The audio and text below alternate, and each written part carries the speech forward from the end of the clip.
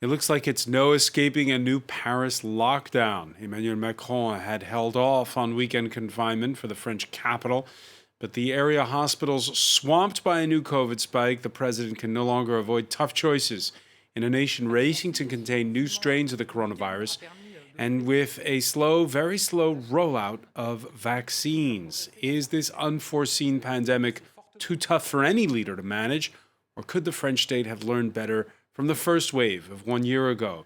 At the time, it fumbled on logistics, on testing, face masks, and its messaging was criticized as confusing and inconsistent.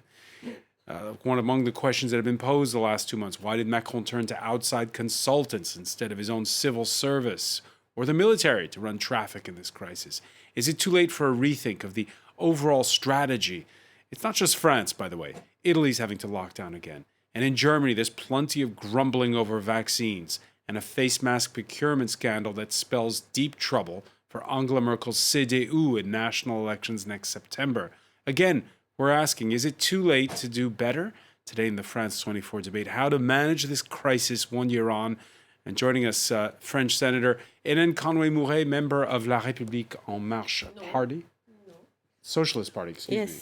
Yes, excuse me, from the Socialist Party. And when your name is Conway, I have to say Happy St. Patrick's Day as well. Thank you very much. This is the only happy news, I think, today with all the anniversaries that we've seen. Yes. Yeah, Viviane kovess-masfety, professor of public health at the University of Paris, is with us as well. Welcome back to the show.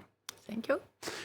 From also joining us, Paris entrepreneur and commentator Jakob Hessler. How are you?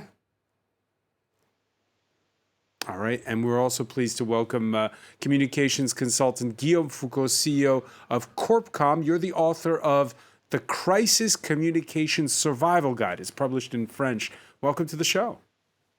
Yes, thank you very much for receiving me. The France 24 debate on Facebook and Twitter, hashtag F24debate. So the decision is all but made. Weekend lockdowns for Paris, slated to be announced when at 6 p.m. on Thursday, the Prime Minister speaks. Catherine Viette has more. As new coronavirus cases rise sharply, the French government is taking action.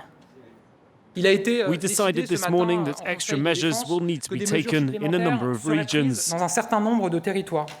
Over the next hours, we'll be speaking with local councillors in the Île-de-France and Hauts-de-France regions, as well as neighbouring areas, to discuss the current situation. The announcement paves the way for more curbs in the Paris region. Residents say they aren't thrilled with the prospect of another lockdown. When you live in Paris and have a small apartment, it's more complicated than when you have a house in the countryside. There's a feeling of, I work during the week and then I stay cooped up in a hamster box or a fishbowl all weekend. One day you're told that you're being locked down, the next day it's lifted. It's like a yo-yo. But with more than 400 cases per 100,000 residents, the healthcare system in the Paris region is in crisis mode. The intensive care units are at capacity, forcing the government to transfer patients to other hospitals around the country, a decision that many patients' families have opposed. The virus is not under control. There are as many patients in intensive care now as there was during the peak of the second wave, when it was starting to go back down. The time has come for more restrictions because it's not at all starting to go back down. We're instead in a phase of acceleration. The government has ruled out closing schools. The rest of the new restrictions will be announced by the Prime Minister on Thursday. Viviane kovess-masfety, you heard that Guillaume, who's with us, has written a survival guide for crisis management. How about a survival guide for not going crazy when you're cooped up and after 6 p.m.? What do you tell people as a psychiatrist? As a psychiatrist, I don't think that you will get mad because of that. If you are healthy, you may be sad, you may be upset, you may be angry, but that's human feelings. That's not craziness. So it's really... and it's not the same as it was a year ago. I mean, this isn't a full lockdown no matter what. Let's be honest about it.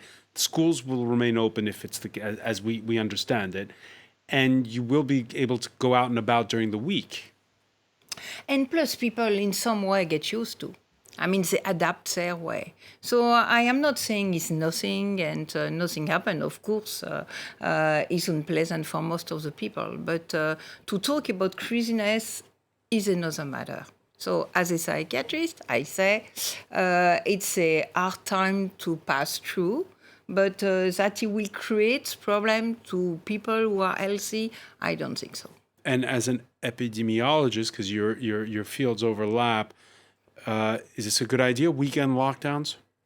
I mean, as an epidemiologist, you mean in terms of the COVID, not as a psychiatrist? Of course, of course. You know, and many epidemiologists thought that we should have done that sooner and in a more radical way. And one of the problems is to do it at the Schengen space level.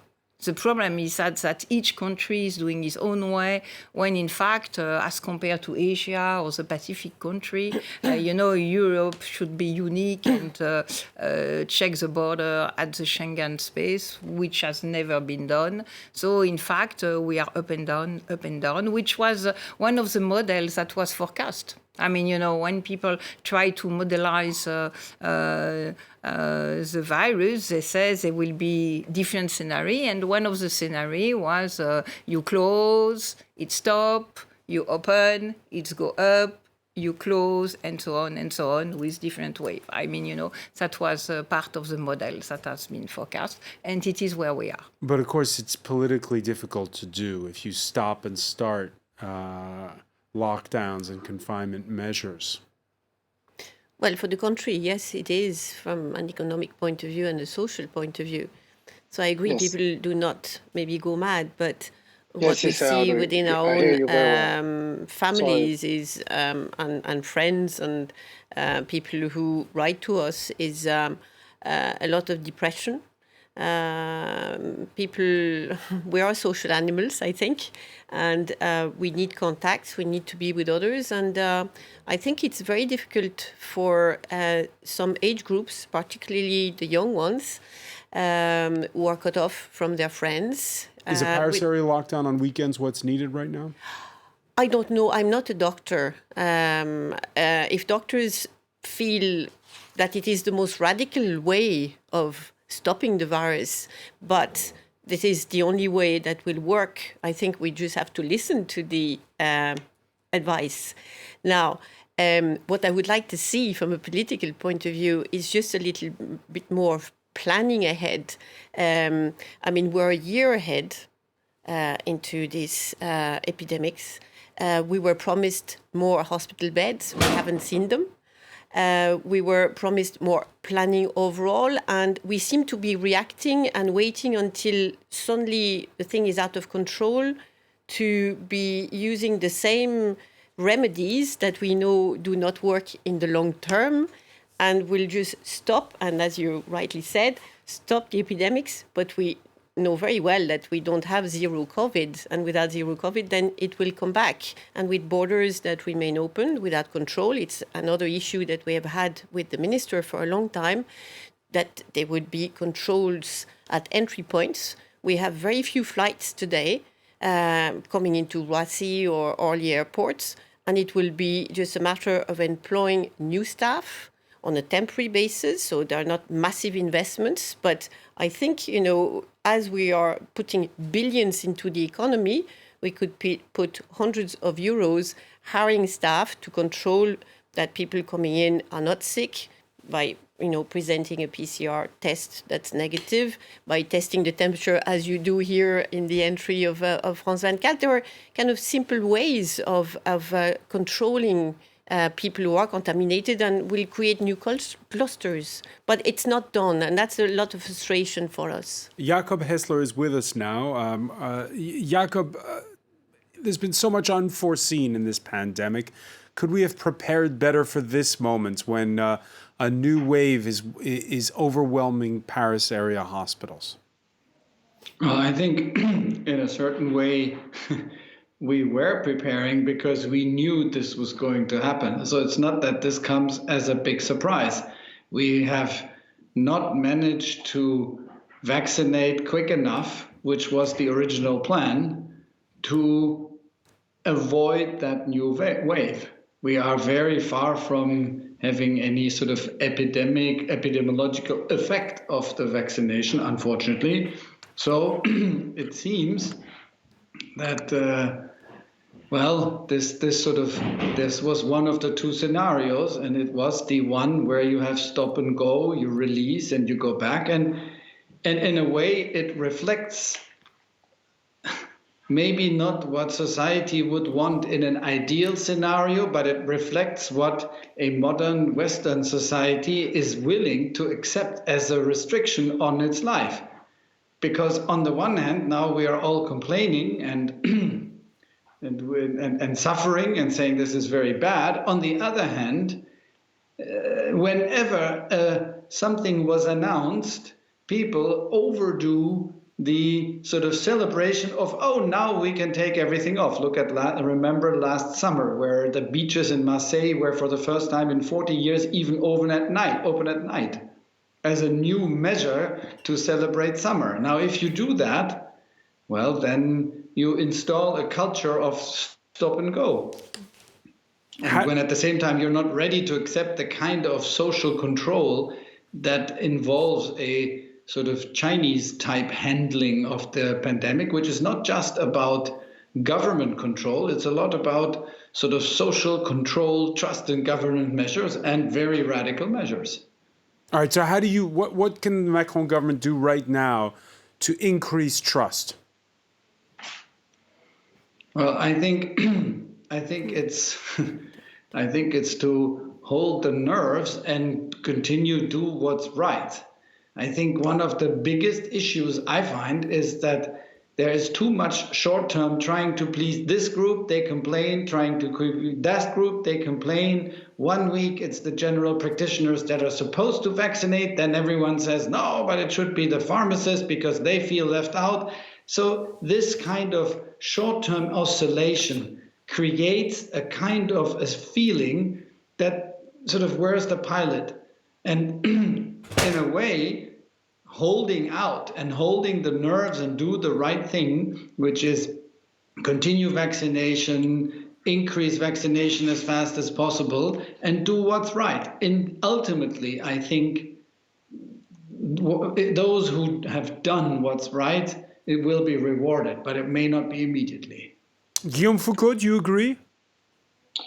I would say that politicians are transient in their job. They are not here for life. So they've not been prepared to manage crises like that. Their role as politician, president, prime minister, minister, their role is to plan for the long term and manage short-term problems. So the pandemic is a crisis requiring medium-term management. It is therefore a new FO for our leaders. They don't know what is this vehicle. So they are not very good at this type of management. So permanent change creates doubt. And yet in a crisis, it is essential that there is a captain and a course. And the way it is managed now, because it's a pandemic, because it's a medium-term management, the way we feel it is cacophony. Second point is that the French are never happy. It's like that. They're grumpy, those. You're playing to stereotypes, Guillaume. Yes, it's not really a stereotype. Look, 3 months ago... It's a statistical fact, actually. The European Observatory proves every year the French are by far the unhappiest people in Europe. It is an observable fact and consistently over time measured for decades. And 3 months ago, French did not want the vaccine. And the opinion say that. The vaccine was coming and French didn't want some. And 1 month after, the vaccine was there and arriving slowly, and they say, we want the vaccine. What's happened? You did not manage the outcome of it. So, but after there is another isn't that, point. But isn't that one at a time. Guillaume, go ahead first, because otherwise. Yeah. A third point is that the government and the president, everybody know that we are in a presidential election year. And in France, it began not 12 months before the election, 2 years before they are preparing. So they're pointing the nose at opinion polls, and it's not a good idea to manage a country. And fourth point, maybe, is that we begin in this crisis 1 year ago with a spokesperson of the government saying that the mask was not a good idea and that it was not necessary for this pandemic. So how do you want that the people in France continue to trust people who are saying one thing in the Monday and another thing Tuesday? You know, France needs to have a medium-term politic that could be defined. 5 points, and it's the last one after I leave you. Because we have to go to the break here. The 5 points is a lot. Yeah. No. It's a fifth point, and it's that we begin in this crisis with a very good crisis communication. Every day we had minister or head of the health in France talking to the French every day at 7 p.m. Like the news, saying where is the pandemic, where it go, what we do. It was every day. Now it's every minute, everywhere, radio, morning, night. So it's everywhere, and the media are playing ping pong with all that news. Right. So they need to focus better. Need to focus better the messaging. We're going to pick up on that point when we come back. Stay with us. You're watching the France 24 debate. Yeah.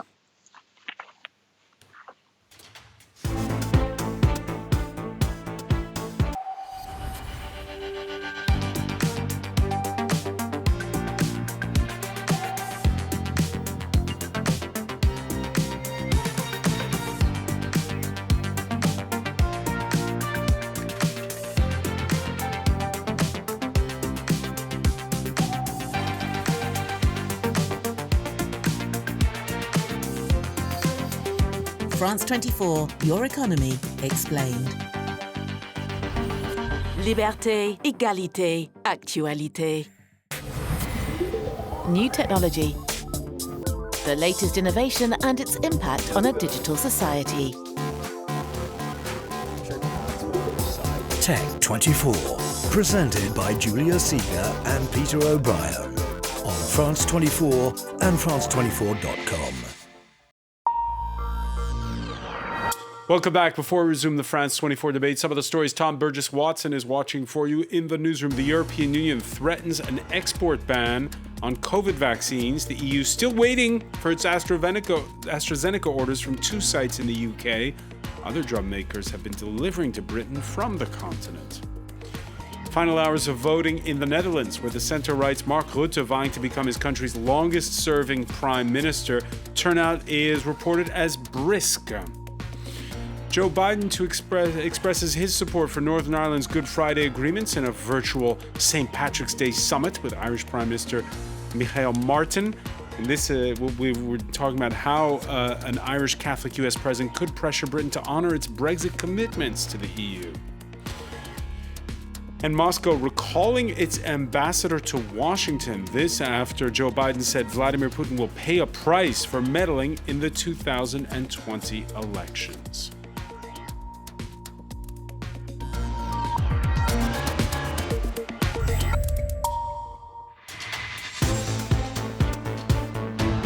Welcome back, or welcome if you're just joining us. It's the France 24 debate, and we are looking at the prospect of the Paris area going back to weekend lockdowns in this country. It's a 6 p.m. curfew around the country for everyone right now. Hospitals are overwhelmed right now as we're seeing a spike in COVID cases. We're talking about it with French Socialist Senator Hélène Conway-mouret. With us as well is Viviane kovess-masfety, Professor of Public Health at the University of Paris, Jakob Hessler, entrepreneur and commentator, and we're also pleased to welcome back Guillaume Foucault, communications consultant, author of the Crisis Communication Survival Guide. Now, we're talking about the problems we've seen in the mixed messages at times from leaders. It's not just in France. We're seeing that in other countries that there have been a lot of complaints. There is perhaps good news on the way. There's been an increase now of the vaccinations, but it's been going very slowly up to this point. And we've had the European Union, which has borne some of the heat for this, but we've also seen in France that things like vaccination drones are now finally happening after at first not happening, like the one at Marseille's mythical football stadium. There you could see they've been doing at first some 500 a day. They expect to ramp it up to 2,000 or 3,000 a day there. So there is light at the end of the tunnel, is there not, Viviane kovess-masfety, when it comes to vaccines? Of course it will be. Personally, for example, I am vaccinated, I am immunized, and my life changed tremendously. I mean, of course, I still respect everything I have to respect, but your vision is completely different. I mean, you got your life back. And it's make a lot of difference. And of course, this will, for the people, they are waiting too long. I fully admit that. But we are talking about months. We are not talking about years. So, of course, the vaccination, in the opinion of most of the people, is not going fast enough. Some of them remind that a few months ago, nobody wanted to hear about vaccine, and then people are complaining it's not going fast enough. Of course, the story with AstraZeneca was a drama in the sense that, people were not so convinced, and then there were some side effects. But I heard that finally, I think the decision was done to continue because... it should be formally announced on Thursday, I'm told. Okay. Yeah. But, I think that maybe we could continue because, AstraZeneca was making a lot of difference because it was so easy to administer. So you could do it in GP and pharmacy, whereas, Moderna and Pfizer were much more difficult to manage. However, putting the things even in the worst direction, it's a matter of months. And it's not just France, right? Because you have on the one hand, the overreaction, say some. We had a panel last night talking about this very topic here. When it came to AstraZeneca, when it came to those some 30-something blood clots out of 17 million vaccines administered, the principle of precaution there. On the other hand, this Wednesday, the European Union threatening an export ban on the COVID vaccines it produce. The commissioner says she's still waiting for AstraZeneca orders from 2 sites in the UK that were promised. 6 last weeks, 41 million doses have been exported to 33 countries. So we are exporting a lot to countries that are themselves producing vaccines. And we think this is an invitation to be open so that we also see exports from those countries coming back to the European Union. And the second point that is of importance for us, we will reflect on whether exports to countries who have higher vaccination rates than us are still proportionate. And in Conway-mouret, should there be a block on exports of vaccines to the UK?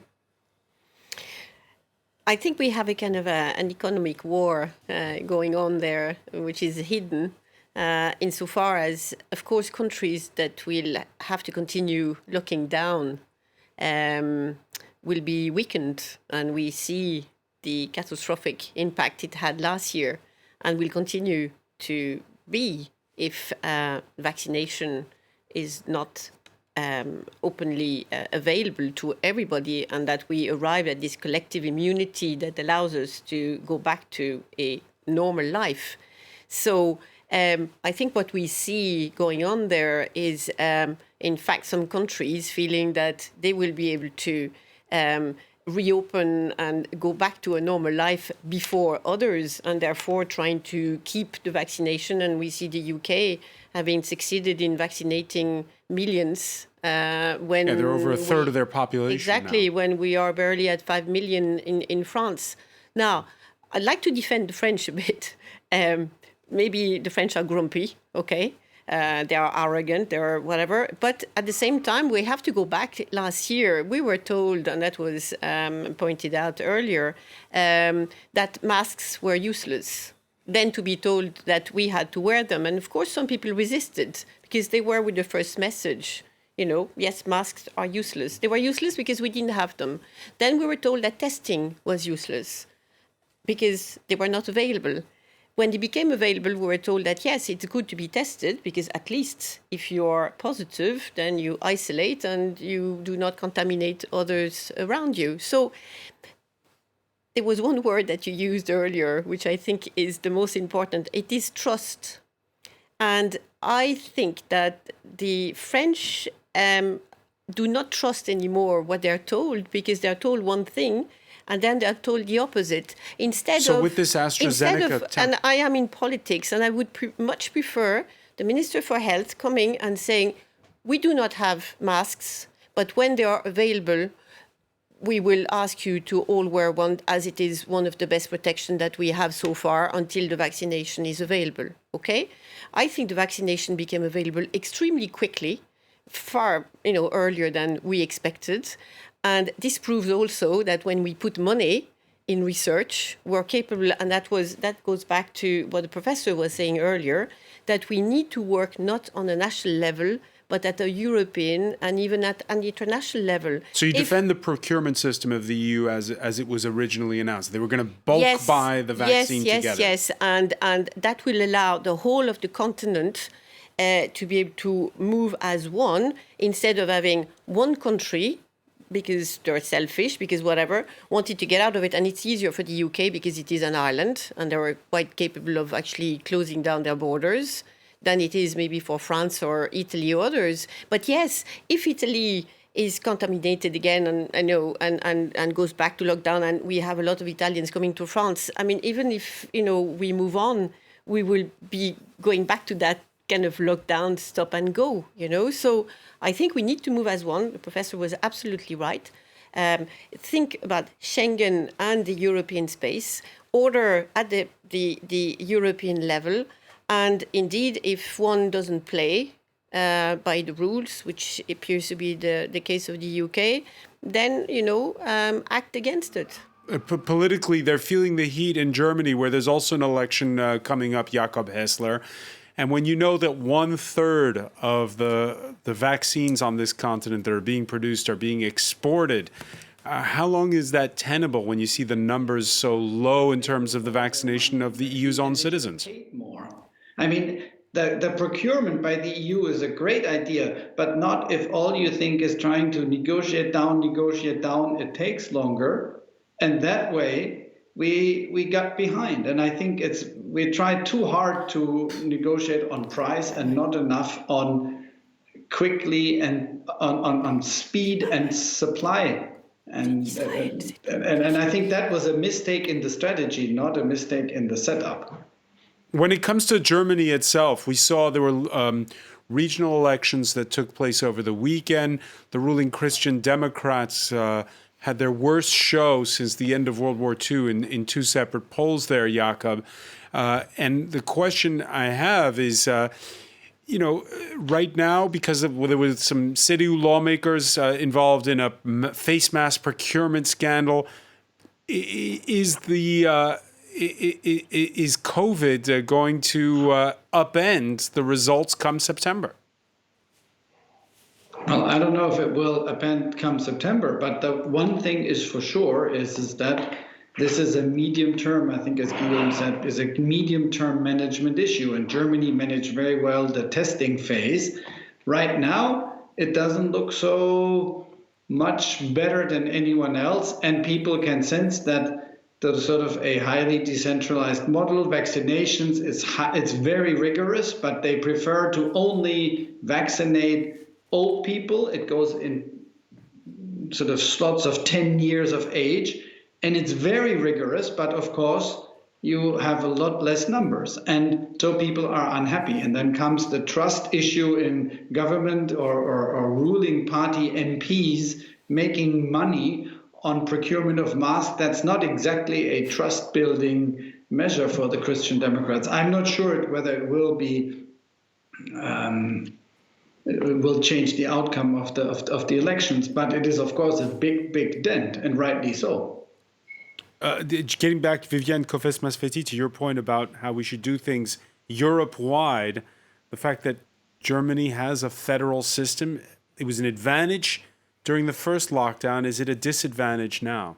I mean, at this scale, you have to be large. I mean, to do that now, and I think that now the health system of Germany is becoming a burden more than anything else. Because, you cannot keep the virus stable if you are doing different things in different places. I just would like to come to the trust stuff, because, we all agree that trust is crucial. I'm wondering how really people, because everybody is focused on the fact that people will have said that masks were not useful. I'm not really 100% sure that has been told exactly that way. I mean, it is a part of a sentence that was in a context that was summarized and repeated again and again and again. In my memory, the only minister of health who told that was in Belgium. But in France, I do not think that somebody... It was the spokesperson of the government that said it. Yeah. It wasn't the minister, but the spokesperson. Yeah. So it was but I'm not sure that it was not in a sentence, in a context. And at any rate, I think we are in a system where nobody knows. I mean, the fact that people change, for example, who knows that the English variant will be like that? Who knows that you will have thrombosis? There is so many uncertainties that the fact that you have to change from one day to another one, it's normal in the situation. Realize, where we are today. If you think about just 5 years ago, who will imagine that, the entire world will wear masks, we cannot shake hands, and so, I mean, nobody will ever imagine that. So, I think we have to be a bit indulgent about the fact that a lot of things are unknown, and it may continue. But there's the question again of messaging, and since taking over as Italian Prime Minister, Mario Draghi has proven forceful, blocking a shipment of AstraZeneca vaccine to Australia that caught everyone's attention, and firing his COVID commissioner, replacing him with an army general. And who, the idea being that you want somebody who knows how to troubleshoot in a crisis, and using a general to do it. Let's listen to the Italian Prime Minister. This was a few days after he announced a return to lockdown for parts of the country. And there'll be a national lockdown coming up for Easter weekend. Qualche giorno fa ho ringraziato gli italiani per la loro infinita pazienza. Sono consapevole che le misure di oggi avranno conseguenze sull'istruzione dei figli, sull'economia, ma anche sullo stato psicologico di noi tutti. Issuing a very elegant apology, Guillaume Foucault, when you... Again, we're analyzing there the messaging with this the unpredictables that were described there by Viviane. How do you keep that messaging trustworthy in this crisis? What I can say that crisis communication is above all about taking all the data into account. It's a 360 degrees vision. And you have to determine a strategy and to stick to it. So, which is not the case everywhere. And there was 2 points that have been said. You say that the spokesperson or the government used to give answer. I think that they give answer to anything, which is not a good method. When you don't know, you say that you don't know. At the beginning of the crisis, when the authorities didn't know nothing, they say we don't know nothing. They stopped the vaccine last days, and we don't know if the vaccine is coming back. But stop vaccines is the fact would be that the confidence has been damaged. And this is the open door to conspiracy theory that we used to have in France 3 months ago.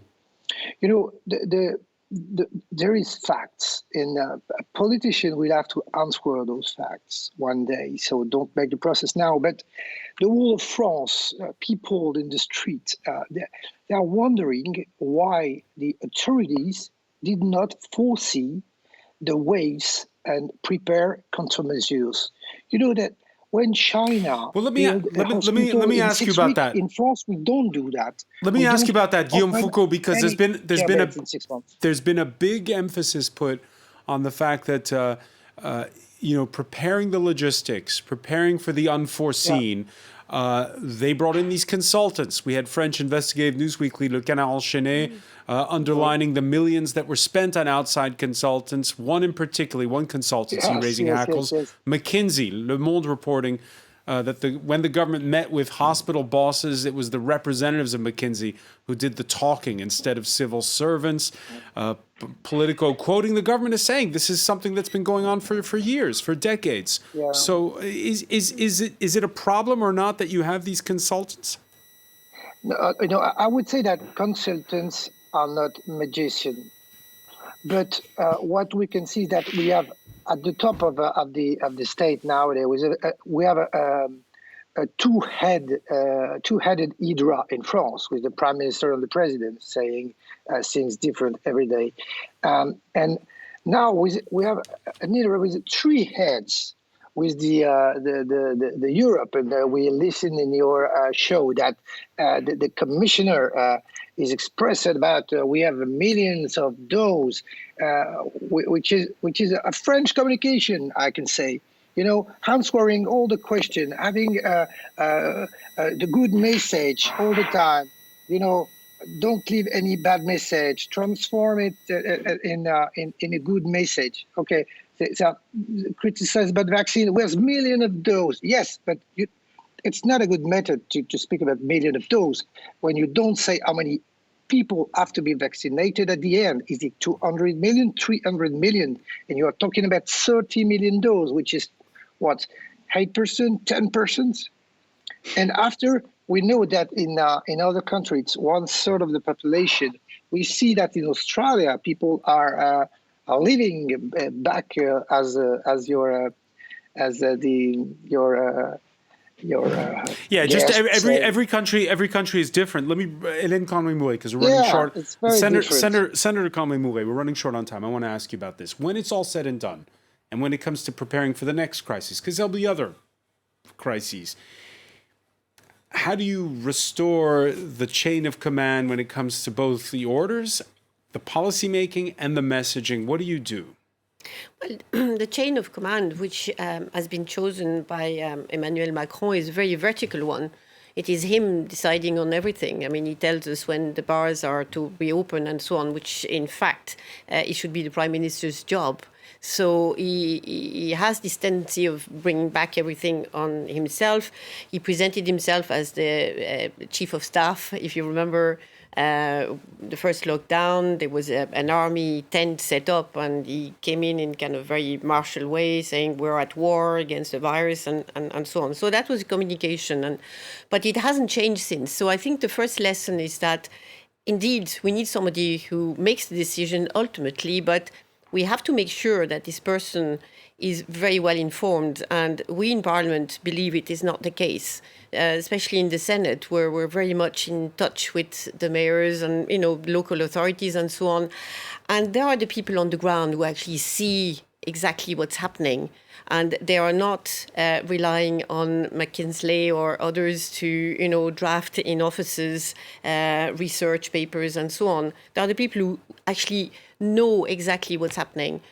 Earlier I was talking about the young people suffering, students, elderly people who are locked up in old folks' home and so on. So they are in contact. So the first lesson is to have a kind of if we are at war against the virus, then we need to have an army, having a general in charge with nobody, actually being able to be deployed and fighting is of no use. And today it is not happening. And we are continuously in the question to government, and we had them this afternoon, requesting that we would be consulted, requesting that we do provide the data that the other speakers were talking about. The actual daily, hourly data that we are in contact with that should help ultimately the one that makes decision to have an overall vision and not just one that is based on polls or future elections or whatever may come to his mind. So listen to those who are on the ground. That'll be the final word. Senator Hélène Conway-mouret, I want to thank you. I want to thank as well Viviane Kovess-masfety. I want to thank Guillaume Foucault for joining us, as well as Jakob Hessler. Thank you for being with us here in the France 24 debate.